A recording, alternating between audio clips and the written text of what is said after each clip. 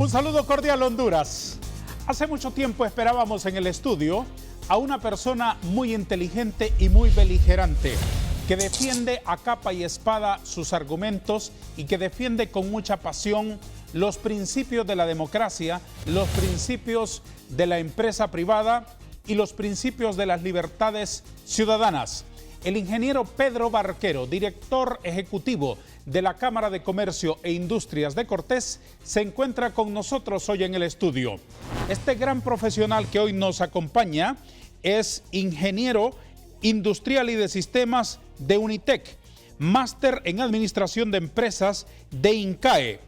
Ha sido por mucho tiempo consultor y funcionario de distintas empresas, analista, coordinador de equipo gerencial en distintas instituciones y en los últimos años director ejecutivo de la Cámara de Comercio e Industrias de Cortés, además de vicepresidente y presidente de la Cámara Hondureña de Aseguradores. Tiene algunas especialidades, por ejemplo, en finanzas corporativas, en la detección, prevención y reacción de fraude en las empresas.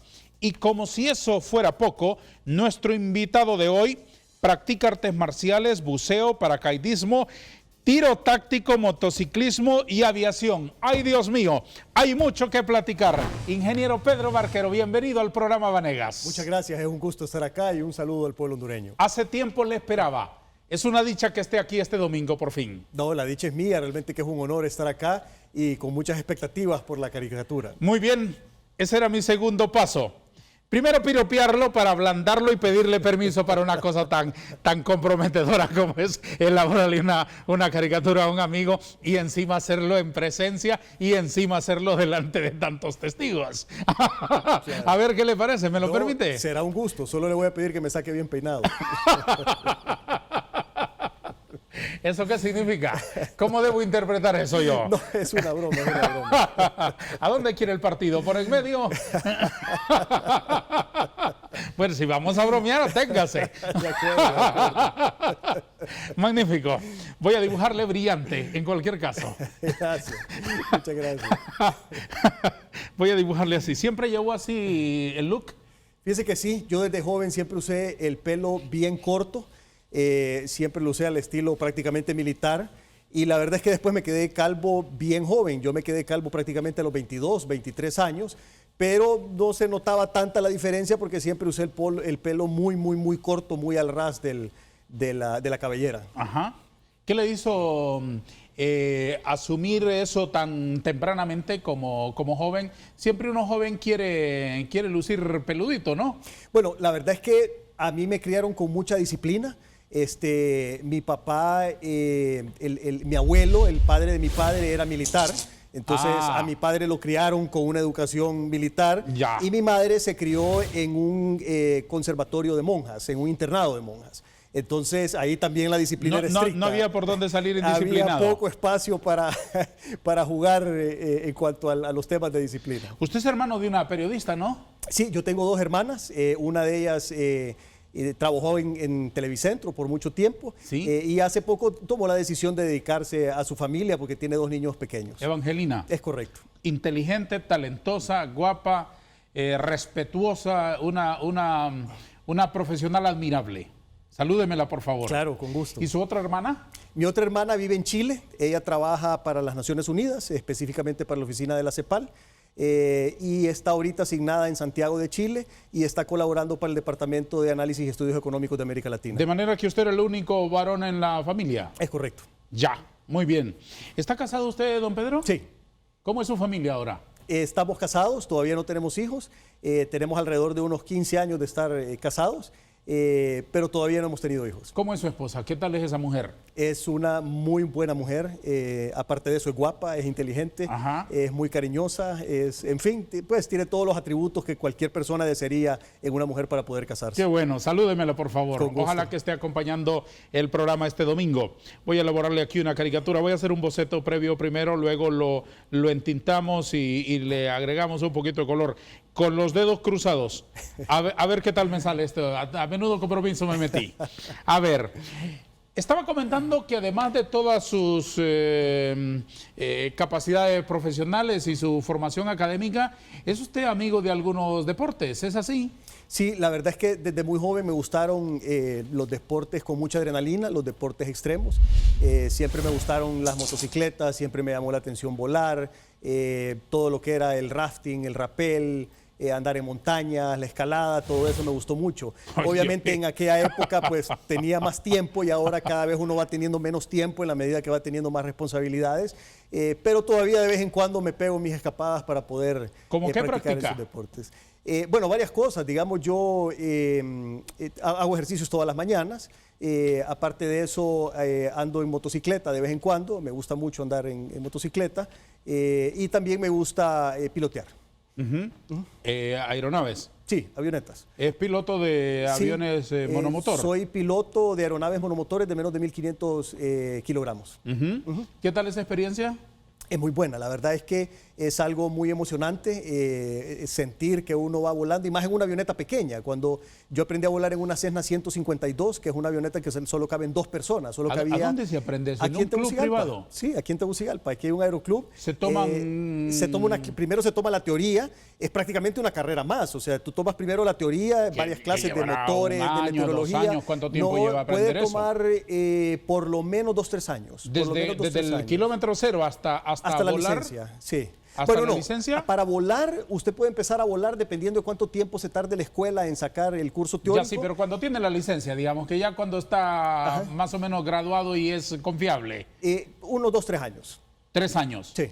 Ah, magnífico. Alrededor de eso. Y tenemos buenas escuelas tanto en San Pedro Sula como en Tegucigalpa. Yo aprendí en Tegucigalpa, pero en San Pedro Sula también hay buenas escuelas. De hecho, hay muchos pilotos que trabajan en las aerolíneas que vienen aquí a Tegucigalpa y a San Pedro Sula, líneas internacionales, que son graduados de estas escuelas de acá de Honduras. ¿Qué récord tiene? ¿Cuántas horas de vuelo lleva? No llevo muchas horas, llevo menos de 500 horas. 10, unas 12. No. Llevo menos de 500 horas. Ir unas 3 veces a San Pedro, digamos. Sí, la verdad es que ahora vuelo poco, o sea, ahora vuelo tal vez 1 o 2 veces al mes por cuestiones de tiempo. Sí. Pero sí es algo que realmente me gusta mucho, es algo que me apasiona bastante. Ya, ¿y cuál es el vuelo más largo que ha hecho? La verdad es que volando nunca he salido de Honduras.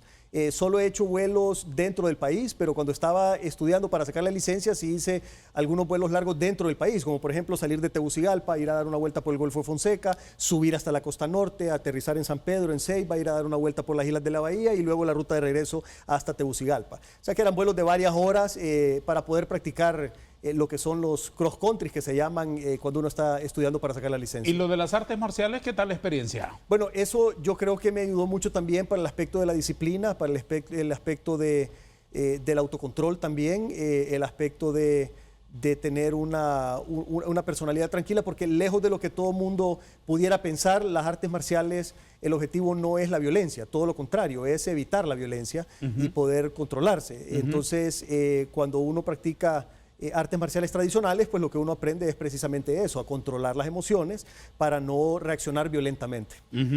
¿Y lo del tiro táctico qué es? Eso es con armas semiautomáticas como pistolas, aunque también puede ser con revólver. Es como un tiro deportivo que lo que se hace es, se ponen las dianas o se ponen diferentes objetivos y tú vas caminando, corriendo, haciendo vueltas de carnero y al mismo tiempo vas pegándole los diferentes objetivos y vas midiendo el tiempo y luego vas midiendo qué tanto te acercaste al punto exacto donde tienes que pegar. Entonces es una práctica deportiva muy común en el mundo, especialmente en Estados Unidos, y acá también hay un grupo grande de personas que lo practican. Lo último que le pregunto sobre eso para luego entrar a otros temas probablemente de mayor trascendencia. ¿El paracaidismo también está entre sus prácticas? Sí, eso hubo un tiempo que estuve practicando bastante. Eso hasta recientemente hay en el país. Antes tenías que irlo a hacer afuera del país, pero ahora ya hay también una empresa que se dedica a eso y puedes inclusive hasta certificarte para poder... ¿Para civiles? Sí, para civiles. Sí. están operando en San Pedro Sula y ¿cómo se llama? Y tú puedes inclusive certificarte para saltar solo, porque tú al inicio tú puedes llegar a tirarte de paracaídas con solo llegar a un aeropuerto y te tiras tándem. Eso quiere decir que tú te amarras con unos arneses a un paracaidista certificado, subes en el avión y te tiras, pero vas amarrado con arneses al paracaidista certificado. Pero si tú ya sacas la certificación, ya tú te puedes tirar solo al momento de hacer un salto. ¿Cuántos saltos lleva? No, yo no llevé alrededor de unos tal vez 35 saltos. En realidad es poco, para lo que es el mundo del paracaidismo es poco, pero yo lo hacía por hobby, pues no era algo como para dedicarme a eso. Ya, muy bien. Hablemos ahora de otros temas.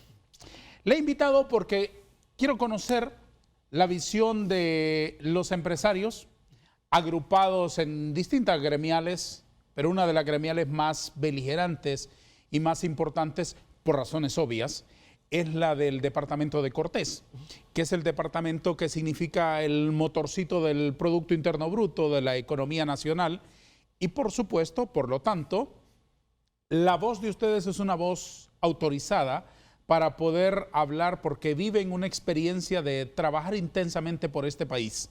Por eso es que lo aprecio mucho que usted haya venido a compartirnos esos puntos de vista. ¿Qué evaluación hacen ustedes, ingeniero Barquero, acerca de el estado de salud, por decirlo de algún modo, de la democracia hondureña y del Estado de Derecho en este momento? Ok, lamentablemente todos los análisis que han hecho organizaciones internacionales que se dedican al estudio de lo que es la democracia, de lo que es la libertad, de lo que es la fortaleza del Estado de Derecho, ¿Sí? Pues nos evalúan muy mal como país. Y más preocupante que estar mal evaluados es que hemos estado en retroceso estos últimos años. Y eso es algo muy delicado, porque realmente si como país queremos salir adelante y queremos darle un mejor nivel de vida a nuestros conciudadanos, lo primero que tenemos que hacer es fortalecer nuestro Estado de Derecho, fortalecer nuestra democracia y fortalecer las libertades individuales, colectivas y también libertades económicas para poder desarrollar la economía y bajar los niveles de pobreza. Hoy en día tú puedes separar el mundo en dos tipos de países. En los países que tienen gobiernos que hacen las cosas bien y en los países que tienen gobiernos que no hacen las cosas bien. ¿Cómo se refleja esto en la vida práctica? Sencillo. Los países que hacen las cosas bien le dan un nivel de vida adecuado a sus ciudadanos. Y eso provoca que gente de otros países quiera ir a vivir allá. Eso quiere decir que estos países son el destino de la migración. Los otros países, en cambio, en los cuyos gobiernos no hacen su trabajo bien, son países en donde la gente quiere buscar mejores horizontes y como no los encuentra en su país, entonces migra a otros países. ¿Qué indicadores, como si fueran síntomas de un paciente, nos indican que no hemos ido por el camino correcto? Por ejemplo, el indicador del Estado de Derecho del World Justice Project, que ese es el más importante de todos, nos marca claramente un retroceso de los últimos 4 o 5 años de nuestra fortaleza del Estado de Derecho. También tienes el indicador de democracia y libertad de Freedom House, que también nos marca un retroceso en estos últimos años. También tienes el indicador del índice de transparencia o de corrupción, que lo hace Transparencia Internacional. También hemos tenido un retroceso en los últimos 4 o 5 años. Y en fin, son alrededor de unos 12, 15 indicadores que son los que nosotros seguimos en la Cámara de Comercio e Industrias de Cortés. Y lamentablemente en todos ellos estamos mal evaluados y hemos estado en una ruta de retroceso en estos últimos años. ¿Qué nos pasa? Bueno, lo que nos pasa es que no estamos por la vía correcta para poder desarrollar nuestro país. ¿Qué estamos haciendo mal, concretamente? Bueno, las decisiones gubernamentales de políticas públicas no son las que necesita nuestra realidad. Definitivamente que tenemos que avanzar fuertemente en lo que es el combate contra la corrupción y la impunidad, que es la raíz de todos los problemas en nuestro país, y al mismo tiempo tenemos que tomar las decisiones correctas para poder convertirnos en un destino de capitales para poder desarrollar nuestra economía y generarle empleo a nuestros conciudadanos, que ese es uno de los problemas más grandes también que tenemos ahorita. La corrupción administrativa es, desde vuestros ojos, la causa de todos los males. Claro, definitivamente que sí. ¿De qué magnitudes, cómo lo aprecian ustedes, quiénes son los protagonistas y cómo se lucha contra ello? Me lo responde después de una pausa, ¿le parece? Con gusto. El ingeniero Pedro Barquero, director ejecutivo de la Cámara de Comercio e Industrias de Cortés, está este domingo con nosotros para no perderse los siguientes segmentos del programa Vanegas, aquí en El Líder, Canal 5.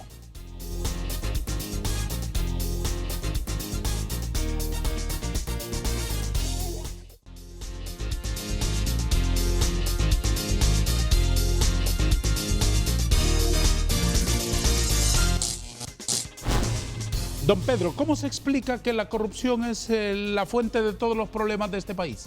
Bueno, hay varias cosas. Primero, está científicamente comprobado que los países que tienen bajos niveles de corrupción tienen alto nivel de calidad de vida de sus ciudadanos.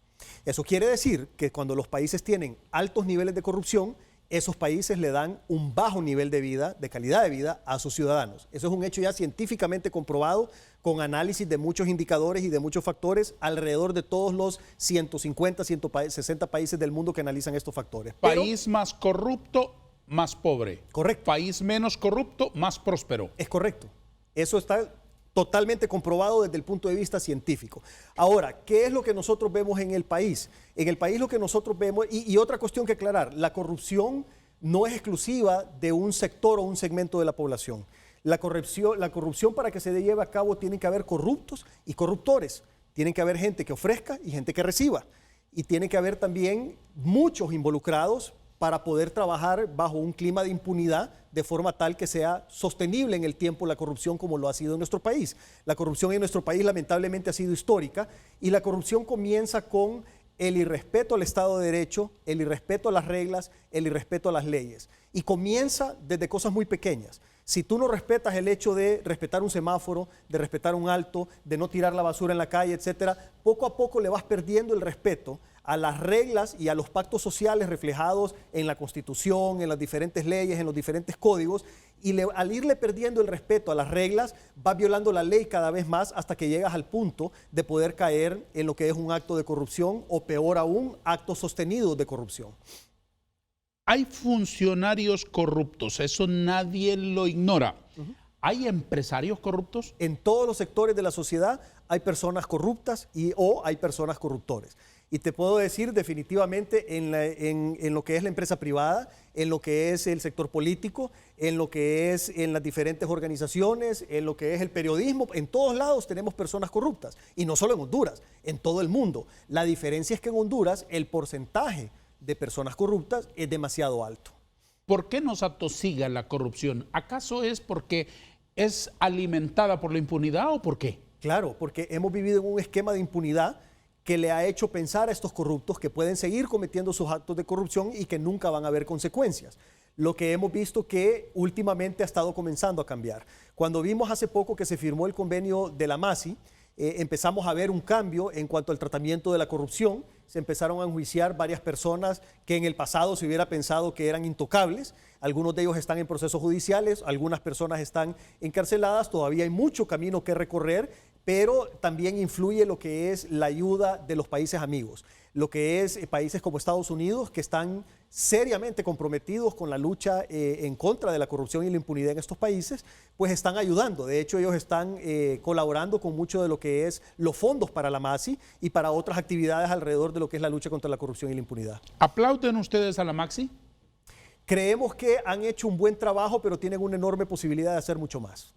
¿Qué significa? ¿Que están a medias? Significa que pueden avanzar mucho más, significa que pueden avanzar mucho más rápido y significa que obviamente pueden dar mejores resultados. ¿Dónde les ven las principales debilidades a esta misión? Bueno, primero lo que vemos es que se necesita más estabilidad en cuanto a las personas que van a dirigir este organismo. Hemos visto cómo se está cambiando de vocero por segunda vez en un par de años y eso definitivamente no le da una continuidad de mediano y largo plazo a las acciones que se están llevando a cabo. Obviamente entendemos que hay equipos que tienen más continuidad, pero es importante en toda organización la cabeza para que sea un trabajo coherente y consistente a lo largo del tiempo. Y no es que nadie sea indispensable, porque en realidad nadie es indispensable, ninguno de nosotros es indispensable en ninguna organización, pero sí es importante estabilizar las organizaciones, definir una ruta y seguir por una ruta hasta que ya el camino vaya mejorando cada vez más. Si llegado el 2020, que es cuando termina este primer convenio, a usted le preguntan, ¿quiere usted que la MASI continúe o no? ¿Cuál sería su respuesta? Bueno, por los momentos la respuesta es que definitivamente tiene que continuar.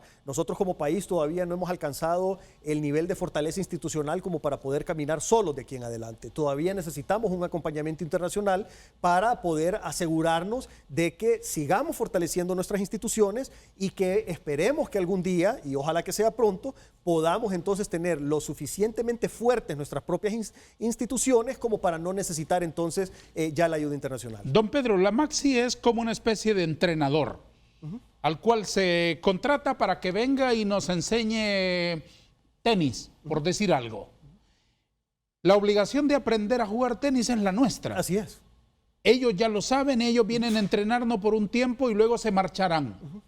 Pasándolo al caso concreto, las instituciones hondureñas están aprovechando esa tutoría, ese mentorado, esa enseñanza, esa pedagogía de la Maxi para luchar contra la corrupción, o estamos perdiendo el tiempo y cuando ellos se vayan vamos a quedar en lo mismo?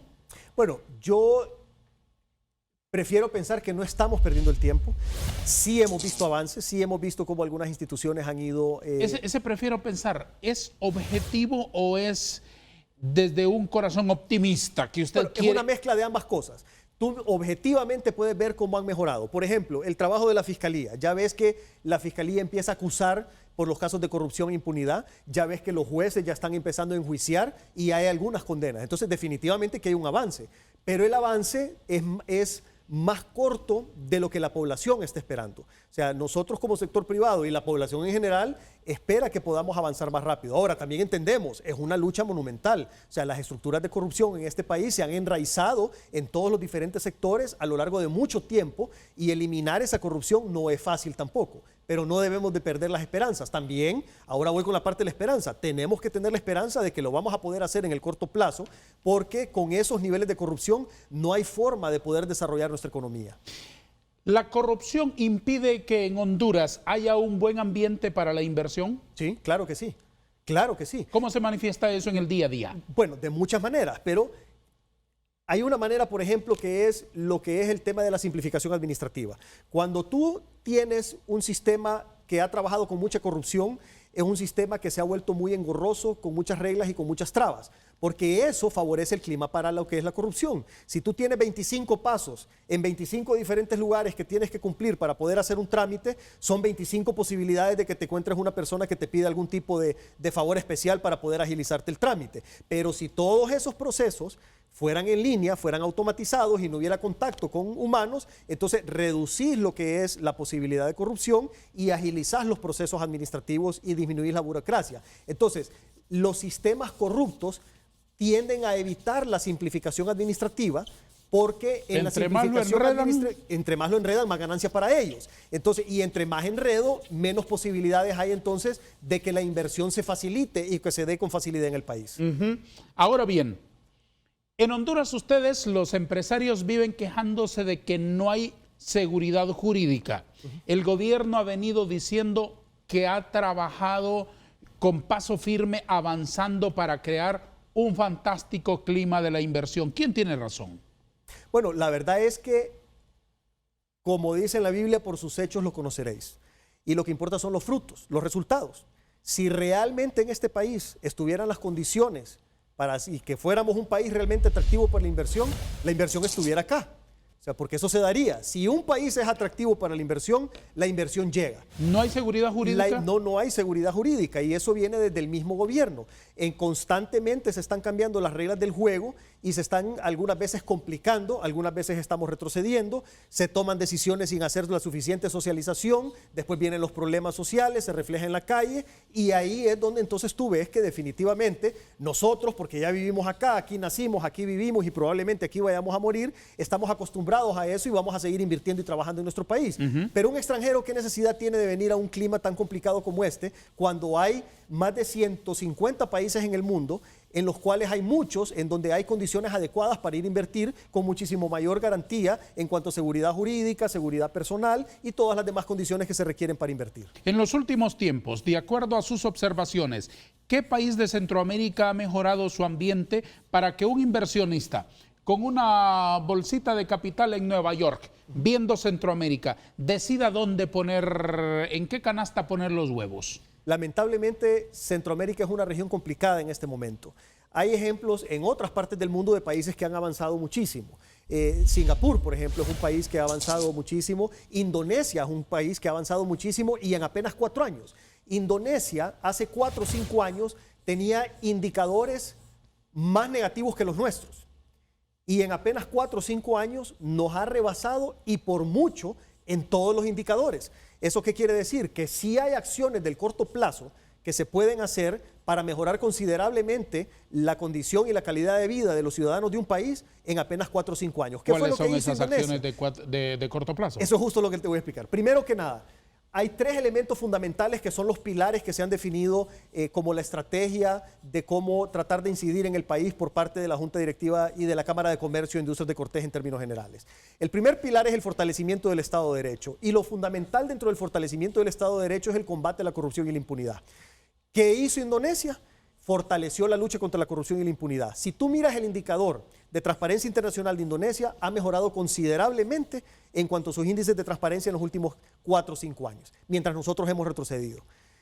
Como consecuencia de eso, se ha fortalecido el Estado de Derecho. Aparte de eso, trabajaron en el segundo pilar, que es lo que es la política tributaria competitiva. Hicieron unos paquetes de incentivos para que realmente pudieran llegar capitales extranjeros a generar empleo al país.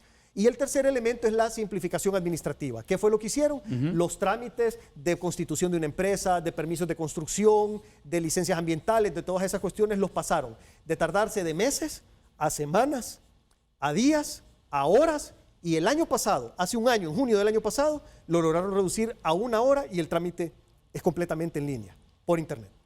Se tardaron 4 años en llegar a esto, pero el punto es que a raíz de trabajar en su fortalecimiento del Estado de Derecho, en la política tributaria competitiva y en la simplificación administrativa, en estos últimos 4 años han atraído 71 billones de dólares de inversión extranjera directa.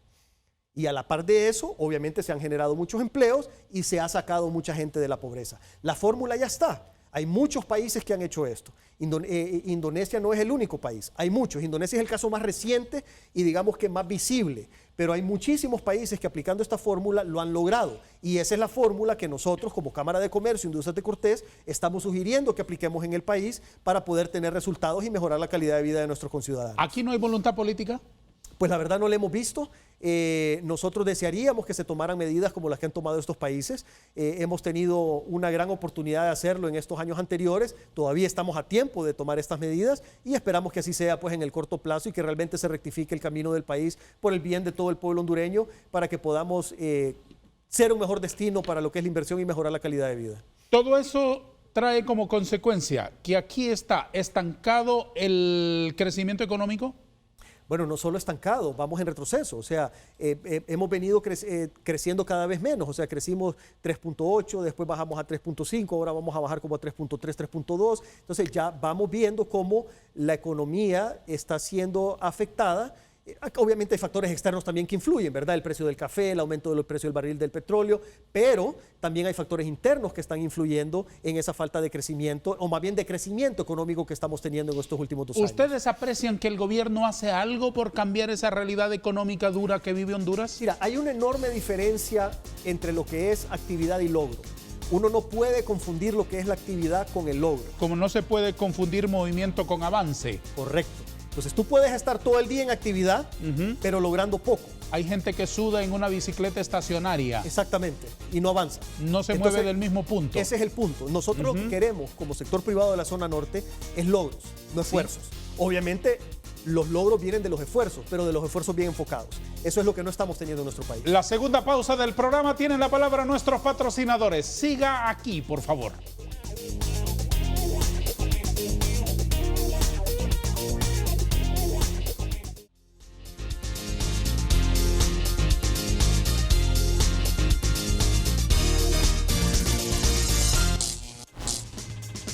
Agrego color a la caricatura con la que siempre honramos a nuestros invitados cada semana aquí a través de la pantalla de Televicentro. Esta no es una entrevista cualquiera. Aquí los invitados no vienen a platicar y se marchan con las manos vacías. Se van con el obsequio de nuestros espectadores a través de esta caricatura que acompaña siempre una conversación sobre tópicos importantes de la vida del país. Personajes importantes, protagonistas de la vida diaria de Honduras, vienen aquí a compartirnos sus puntos de vista, sus testimonios. Aprendemos mucho de quienes tienen la gentileza de acompañar 1 hora el programa Vanegas cada domingo. Y evidentemente les honramos con el buen humor de una caricatura, un dibujo humorístico en su honor. Transmitimos el programa, como ustedes lo saben, después de Noche de Gala en Canal 5 y lo retransmitimos el domingo siguiente a las 8 de la madrugadita, muy temprano a través de Telesistema Informativo. Aquí está apareciendo ya. Aquí está apareciendo ya estoy dejando de sudar tan copiosamente como al principio, porque ya le voy sintiendo parecido a mi dibujo con nuestro personaje que hoy nos visita en el programa. Lo más importante será su opinión y la opinión en su casa. Si lo quieren más a partir de conocerlo en esta caricatura, habremos logrado el objetivo. ¿Le parece? De acuerdo. Muy bien. Sigamos conversando. ¿Por qué los avances de la macroeconomía, de la cual hace gala el Banco Central y el Gabinete Económico muy a menudo, no se manifiestan a la hora de almorzar en la casa de los hondureños? Ese precisamente es el punto. Se logró lo que han llamado la estabilidad macroeconómica, que básicamente lo que se hizo fue estabilizar las finanzas públicas.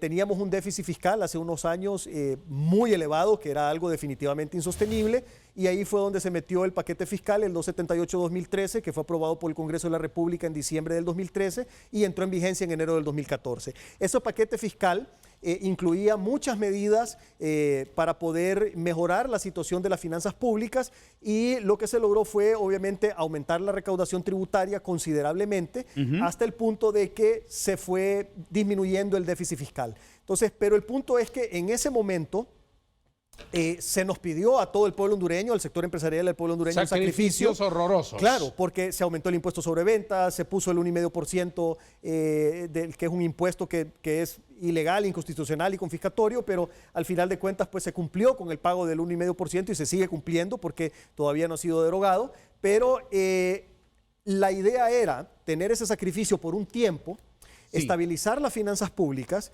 y luego tratar de regresar a lo que era el esquema anterior. El problema es que se aumentaron los ingresos y a la par se aumentaron los gastos. Entonces el presupuesto general de la República ha ido aumentando considerablemente estos últimos años, y lo ideal hubiera sido lo contrario, que hubieran estabilizado con los ingresos extra de ese paquete fiscal y que hubieran reducido los gastos gubernamentales para poder entonces definitivamente tener una plataforma de despegue económico que le sirviera a toda la población. Algo así como que el aumento de sueldo que nos den el otro mes lo usemos para comprar un avión que no necesitábamos. Es correcto. Si gastás el dinero en cosas que no nos ayudan para poder mejorar la situación del país, en nada queda el sacrificio. O podés quedar inclusive peor. Entonces, la idea es que tiene que haber una responsabilidad enorme con la utilización de los recursos públicos y la asignación del presupuesto general de la República para que este presupuesto sea una verdadera herramienta de desarrollo económico y social en el país. El problema es que no lo es. El presupuesto es simple y sencillamente partidas de gasto sin ningún tipo de metas o objetivos por lograr. Imagínense usted que cuando llega al Congreso, muchas veces los secretarios de Estado, ahora mismo hace unas semanas usted vio movimientos en las calles derivados de decisiones del Congreso para autorizar a la Secretaría de Salud y a la Secretaría de Educación a mover algunos renglones que estaban en su presupuesto, porque los ministros no pueden hacerlo si no tienen una autorización del Poder Legislativo. Pero el origen de ese lío es que llega Finanzas a entregar cada 14 de septiembre al Congreso un proyecto de presupuesto copiado y pegado, copiado y pegado, copiado y pegado de años anteriores, adjudicándole, en ese caso, a la Secretaría de Educación fondos para programas que hace tiempo desaparecieron. Fondos para dinerito que le asignan al secretario de Educación para cosas que ya no existen. Y es ilegal utilizarlo para desde hace mucho tiempo, por supuesto. Y cometería una ilegalidad si dice, bueno, esto ya no existe, lo vamos a usar para otra necesidad de las imperiosas necesidades que tiene el sistema. Entonces, eso es una pequeña muestra de cómo el presupuesto no se convierte en una herramienta para el desarrollo del país. Solamente para apoyar lo que usted estaba argumentando. Así es, lo que necesitamos hacer como país es hacer un presupuesto base cero, arrancar de una estrategia de país y decir, bueno, ¿cuáles son los problemas que tenemos ahorita como hondureños? Tenemos problemas de salud, tenemos problemas de educación, tenemos problemas que todavía no terminamos de trabajar las condiciones adecuadas para desarrollar económicamente nuestro país, hacer la lista de las acciones de cómo vamos a mejorar cada uno de esos elementos, y a partir de eso entonces empezar a construir el instrumento del presupuesto general de la República en función de las necesidades del pueblo hondureño. ¿Para qué? Para que podamos tener entonces una visión a corto, mediano y largo plazo y aparte de eso ir midiendo la ejecución con indicadores nacionales y con indicadores internacionales. Por ejemplo, ¿cuál es el beneficio que va a tener el pueblo hondureño con la ejecución presupuestaria de este año 2019? No está definido en ningún lado.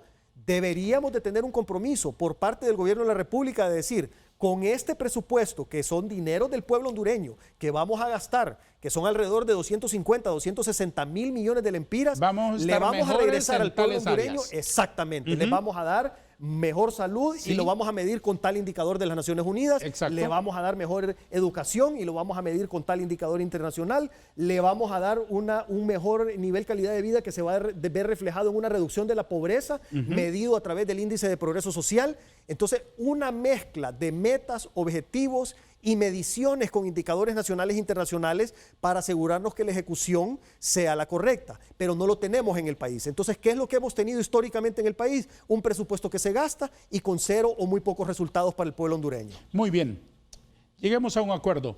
¿De qué color quiere que quede la corbata de la caricatura? Bueno, así como esta, verde. Muy bien. Así no nos metemos al lío. De acuerdo, de acuerdo. ¿De qué se quejan los empresarios en términos generales sobre las ejecutorias del SAR, el Servicio de Administración de Rentas? Bueno, hay muchas cosas. Mira, primero me gustaría comenzar por reconocer que el SAR ha hecho avances en cuanto a lo que es la implementación de una cultura de cumplimiento fiscal. El cumplimiento fiscal en nuestro país era bastante débil hasta hace poco tiempo que comenzó todas estas medidas del 278-2013 y que se empezaron también a implementar otras medidas para asegurarse del cumplimiento del mismo. El problema es que tienen demasiada discrecionalidad, la ley les da una amplitud demasiado amplia y los criterios que se utilizan a veces no son coherentes dentro de la misma institución. Tú tienes el problema que tú llegas y le preguntas a una persona en Tegucigalpa de esta institución un tema y te da una respuesta y tú le preguntas lo mismo a esta persona en San Pedro Sula y te da una respuesta diferente. Entonces todavía encuentras criterios diferentes dentro de los mismos equipos de auditores de la institución. Y demasiado arbitrio sobre la interpretación de los reglamentos que se derivaron de la ley. Es correcto. Entonces a raíz de eso muchas veces nosotros lo que percibimos y sentimos es que se está abusando de nosotros porque se nos está aplicando la ley a nuestro criterio más allá de la ley. Entonces nosotros estamos de acuerdo que tenemos que cumplir la ley y queremos, y de hecho lo hacemos, pagar correctamente nuestros impuestos. Pero no tenemos por qué pagar más, así como tampoco tenemos por qué pagar menos. Tenemos que pagar lo que la ley indica. Sí. Entonces, ese es nuestro problema, que nosotros estamos viendo cómo muchas veces se nos pretende cobrar más de lo que deberíamos de pagar en función de las leyes que actualmente están vigentes en nuestro país. Don Pedro, ¿cómo ve usted el sistema de partidos? ¿Los partidos políticos contribuyen con la democracia y con el crecimiento económico? No, lamentablemente el sistema político nos ha llevado a una situación muy delicada desde el punto de vista político, económico y social en el país. La situación de nuestro país es una consecuencia de las malas decisiones de los últimos años, de los diferentes sectores del país, pero principalmente el sector político, porque al final de cuentas son ellos los que toman las decisiones de las políticas públicas que nos vienen a impactar en la vida de todos los demás. Entonces, ¿qué es lo que hemos visto? Hemos visto que las personas que llegan al poder llegan con el deseo de centralizar el poder, y eso no es bueno para la democracia ni es bueno para desarrollar un país. En un país tienen que haber pesos y contrapesos para que pueda haber una verdadera democracia y para que se pueda enriquecer la discusión de los diferentes temas y tomar mejores decisiones. ¿Qué es lo que pasa si yo tengo el poder absoluto en un país? Bueno, en arca abierta hasta el justo peca. Entonces, las personas tendemos a funcionar más honestamente cuando estamos a la luz pública y cuando nuestras acciones están en la luz pública y cuando participamos dentro del proceso de toma de decisiones colaborando con otras personas que las vemos como iguales y no cuando las vemos como subordinados. Entonces, si un poder del Estado mira como subordinado los otros poderes del Estado, ese poder por encima de los otros poderes crea un desbalance y por lo tanto evita que los otros actores del sistema político puedan corregir conductas equivocadas de quien está centralizando el poder. Y esas conductas equivocadas pueden ser voluntarias o involuntarias. Puede ser que voluntariamente esté tomando una mala decisión, pero como los demás son subordinados no lo corrigen, o puede ser que involuntariamente esté tomando una mala decisión y es el mismo caso, como los demás se sienten subordinados, no lo corrigen. Entonces es importante romper con ese esquema de poder en nuestro país, es importante que avancemos, Ya no estamos en la época medieval donde se tenían reyes o señores feudales. Esos sistemas ya fracasaron, ya demostraron que no funcionan. Lo que funciona en el mundo hoy en día es la democracia. Las repúblicas funcionan con lo que son los tres poderes del Estado a igualdad de condición, que son complementarios y no subordinados. En las últimas semanas surgió el tema de la discusión del nuevo Código Penal. ¿Qué observaciones tienen que hacer ustedes y cómo recibieron la oferta del presidente del Congreso para abrir un diálogo, aunque parece un poco tardío ciertamente, alrededor de esta normativa legal a partir de este tiempo hasta octubre, noviembre de este año? Bueno, el Código Penal tiene más de 600 artículos. Sí. O sea, definitivamente el tiempo ha sido corto para analizarlo todo, pero ya nuestros asesores legales nos han dado a grandes rasgos tres temas fundamentales que son los que nosotros estamos hasta el momento tratando de incidir para que sean modificados. Temas? Número uno, lo que es la reducción de penas para diferentes tipos de delitos, como por ejemplo lo que es la corrupción, lo que es el narcotráfico, lo que es la evasión fiscal. En nuestro país el cumplimiento de la ley todavía es débil. O sea, nosotros como sociedad todavía no hemos aprendido a ser respetuosos y cumplidores de la ley. Entonces necesitamos leyes estrictas y fuertes para poder ser un verdadero disuasivo para que como sociedad nos acomodemos a cumplir la ley. Pero ¿qué mensaje estamos mandando si le estamos bajando las penas a todos estos delitos? O sea, estamos mandando un mensaje equivocado, estamos mandando el mensaje de que como sociedad nos estamos acomodando al delito en lugar de estar combatiendo el delito. Ese es el primer punto. El segundo punto es todos los temas relacionados con la libertad de expresión. Eso definitivamente nos preocupa. Volvemos a lo mismo, al tema de pesos y contrapesos y de balances dentro de un país. La opinión pública y la libertad de expresión son importantísimas para mantener un balance correcto en las decisiones del país. ¿Qué es lo que pasa si nadie en el país se le permite poder criticar? Entonces las personas que estén en el poder, independientemente de quién sea, van a poder actuar sin freno y van a poder hacer lo que quieran cuando quieran porque nadie va a tener la capacidad de poderlos criticar. Eso no lo podemos permitir en el país. La voz de la sociedad civil, la voz de las organizaciones gremiales, la voz de los periodistas, la voz de los medios de comunicación es importante para tratar de corregir los rumbos y las decisiones equivocadas de las personas que ostentan el poder en un país. La última pausa del programa Vanegas. Siga con nosotros, por favor, nuestras últimas inquietudes y los retoques de la caricatura de nuestro invitado.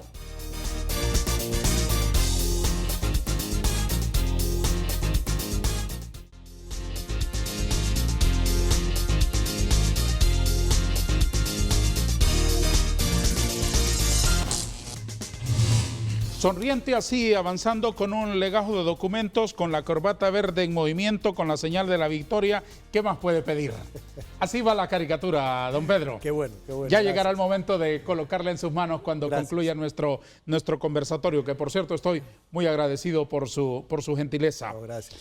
¿Cómo se combate la corrupción? Propóngame soluciones a los problemas que usted ha venido aquí a comentarnos. Bueno, precisamente la solución a los problemas, número uno, es el combate a la corrupción y la impunidad a través del fortalecimiento de las instituciones que se dedican al cumplimiento de la ley. Más concreto. Necesitamos fortalecer la Fiscalía y dentro de la Fiscalía lo que es la UFESIC. Necesitamos darles entrenamiento, necesitamos darle independencia y necesitamos asegurarnos que puedan hacer su trabajo libre de cualquier influencia negativa. Hábleme de la visión de ustedes acerca de un modelo más bien preventivo de la corrupción. Esa es la siguiente etapa, o sea, se tienen que ir trabajando paralelamente todo porque el problema es gravísimo. Correcto, porque el problema Estamos es grande, de acuerdo. Pero el énfasis ahorita debe ser en el combate a lo actual, porque tenemos un problema demasiado grande. Sí. Entonces, ¿qué es lo que tenemos que hacer? Es como una sala de emergencia, son medidas de choque. Correcto. Ahora, ¿qué es lo que tenemos que hacer en temas de prevención? Educación. Necesitamos empezar a educar a nuestros adultos, a nuestros jóvenes y a nuestros niños, y que se den cuenta que si colectivamente no estamos bien, individualmente no estamos mejor. ¿A qué me refiero? Yo individualmente puedo estar bien, puedo tener un nivel de vida cómodo, puedo vivir relativamente bien, pero no estoy tan bien si mi alrededor no está bien. O sea, no es lo mismo vivir bien en un lugar donde estás alrededor de cosas malas que si estás alrededor de cosas buenas. Entonces, es importante la colectividad y es importante el bien común. Entonces, necesitamos empezar a educar a nuestros conciudadanos en pensar y en actuar en función del bien común, porque en la medida en que mejoremos colectivamente, se facilita el hecho de mejorar individualmente. La lucha anticorrupción pasa por fortalecer el Ministerio Público, fortalecer la unidad de lucha en contra de la corrupción, El CNA. por educar.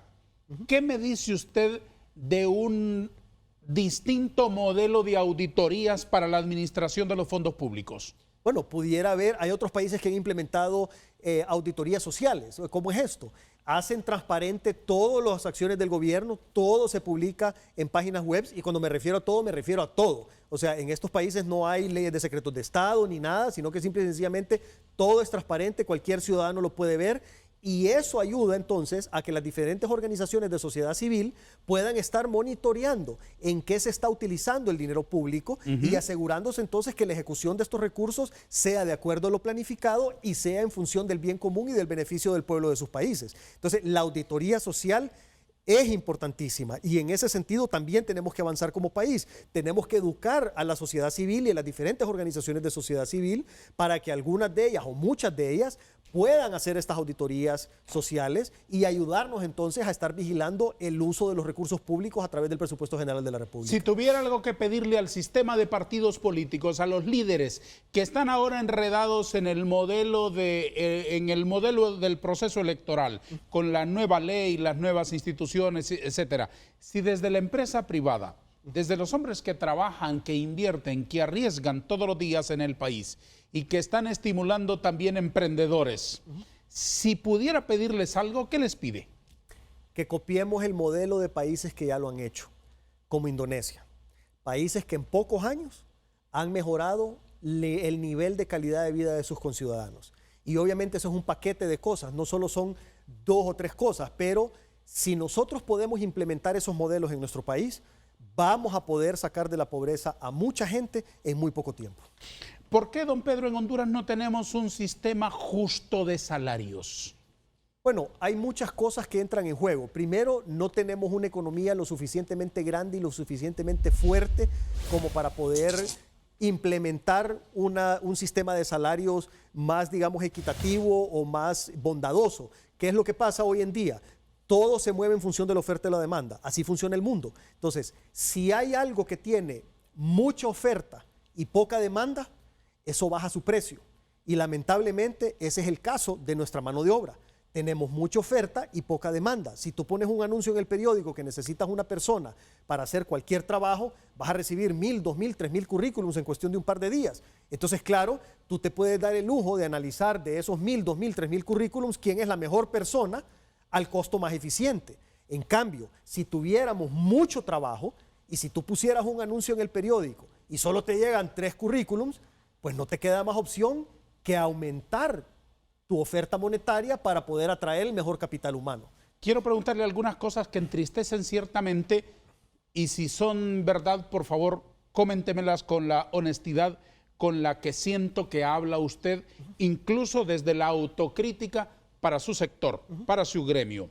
¿Es cierto que los empresarios discriminan a las personas que viven en barrios dominados por pandillas? Mira, ese es un fenómeno que se dio por algún tiempo, pero hemos estado trabajando para ir disminuyendo esa situación. Voy a dar un ejemplo para que los espectadores que probablemente no conozcan de la historia lo puedan comprender. Cuando están analizando una hoja de vida de un señor que está aplicando para este trabajo, se dice, muy bien, este señor vive en el barrio tal. Ah, ese es un barrio peligrosísimo porque es un barrio tal. Entonces mejor guardemos esta hoja de vida y busquemos otro señor que viva aquí como más en el centro, en un barrio sano, por así decirlo, en esta sociedad nuestra en donde somos muy dados a andar rotulando todo. Sí. Rotulando todo. Eso solamente para que nos entendieran el espectro en el que estamos conversando. Siga la explicación, por favor. Correcto. De hecho, hay proyectos que son financiados por el gobierno americano, por el USAID, que están avanzando muchísimo en el sentido de eliminar lo que es la discriminación a la hora de contratar. Y discriminación no solo por el lugar donde trabaja, ¿se da? Sino que sí, cada vez menos. Gracias a Dios, cada vez menos, pero sí todavía se da. Es un problema que tenemos que seguir trabajando en él.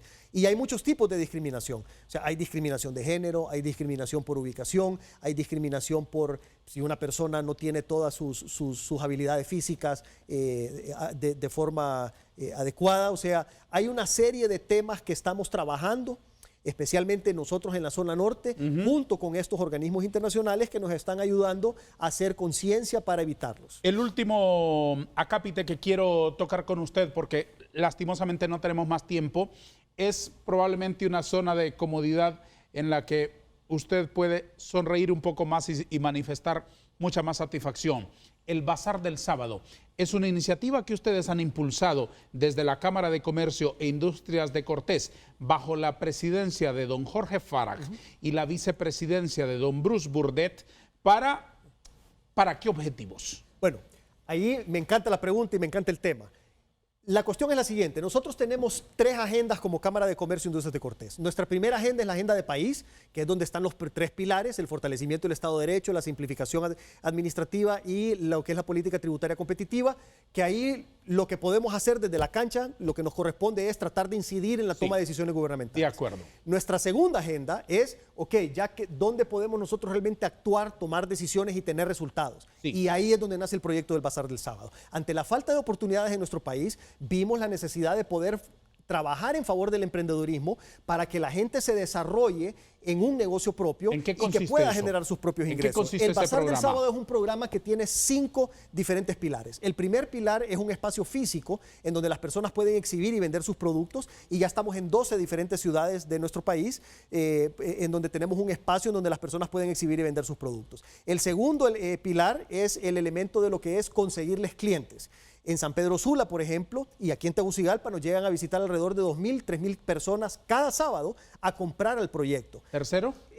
Me falta una otra parte ahí. También les conseguimos clientes mayoristas, no solo clientes individuales. Les llevamos dueños de supermercados o los gerentes de compra. El tercero es la parte de la capacitación. Tenemos un programa completo de capacitaciones para poderles fortalecer las habilidades que no tienen desarrolladas, y eso lo hemos hecho en un convenio con 9 diferentes universidades privadas y públicas. De nada serviría si no cumplieran con ese punto. Correcto. Sí. Luego, el cuarto es la formalización. Sí. Tenemos una ventanilla legal dedicada a poder ayudarles a formalizarse. También. Y el quinto elemento es el elemento del financiamiento. Firmamos un convenio con 2 de los principales bancos de este país. Nos pusieron a disposición 50 millones de lempiras cada uno de estos bancos, y tenemos un fondo de 100 millones de lempiras para poder financiar estos proyectos una vez que están listos para recibir capital a través de préstamos. ¿Cómo califican los resultados del Bazar del Sábado? Mira, es increíble cómo se le ha cambiado la vida a muchas personas. Cuando tú platicas con la gente del Bazar del Sábado, tú miras cómo te empiezan a decir que muchas de estas personas como estaban en situaciones muy complicadas desde el punto de vista económico, realidad cambió. Y ahora han cambiado considerablemente. Inclusive muchos de ellos ya han salido del Bazar del Sábado y ya tienen sus propios locales, ya de forma permanente rentando en un mall o en otros lugares para poder vender y atender de lunes a lunes. Pues lo que yo he emprendido hoy, que no es sábado sino domingo, es la tarea de elaborarle una caricatura, y he llegado justo a tiempo. Comparto con el público la caricatura que elaboré aquí mientras conversaba con don Pedro Barquero. ¿Qué significa la J? José. Pedro José Barquero, director ejecutivo de la Cámara de Comercio e Industrias de Cortés. Con los dedos cruzados, espero su opinión. ¿Qué me dice? Muy bien, muy bien. Muchas gracias, realmente muy agradecido. Muchas gracias. ¿Le parece bien? Claro que sí. ¿Se siente como frente a un espejo? Sí. No? ¿O no es para tanto? No, sí, la verdad que sí, refleja bastante. No sé cuál es la cámara que está. Muy bien. Don Pedro, respóndame mis últimas inquietudes con una sola palabra, Con si gusto. le fuera posible. ¿Cuáles son las riquezas verdaderas? Las del espíritu, ¿Por dónde comenzamos a ordenar? por la casa, ¿Cuánta corrupción hay aquí? mucha. ¿Desde el fondo del mar o desde el fondo o desde el aire? ¿Desde dónde es mejor la vida? Desde el aire. ¿Qué puede decirme de su Dios? Es un Dios, es el único Dios, es omnipotente, es omnipresente y es omnisapiente. ¿Qué lo irrita a usted? La mediocridad, ¿Cómo califica el zar? que tiene muchas posibilidades de mejorar y que definitivamente debe de cumplir la ley al pie de la letra. Cuando ve las noticias, ¿alguna vez hay alguien a quien le gustaría caerle con las artes marciales? No, a nadie, jamás. No. ¿Qué o quién es su gran pasión? Bueno, mi gran pasión por los momentos es mi responsabilidad en la Cámara de Comercio e Industrias de Cortés. Realmente que es una oportunidad de oro poder trabajar en una institución y con una junta directiva tan comprometida por el bien común y para ayudar a mejorar la calidad de vida de los ciudadanos de nuestro país. ¿Cómo ve el futuro? El futuro lo miro con mucho optimismo. porque yo estoy seguro que las cosas van a mejorar. A pesar de que en este momento las cosas no están bien, yo veo muchas señales que como sociedad estamos evolucionando y vamos a poder tomar las mejores decisiones de aquí en adelante y darle un mejor futuro y heredarle sobre todo un mejor país a las siguientes generaciones, que es una enorme responsabilidad que tenemos. Que Dios lo escuche y manos a la obra. Gracias por haber estado aquí. Muchos éxitos. Gracias, muchas gracias. A todos, gracias. Adiós.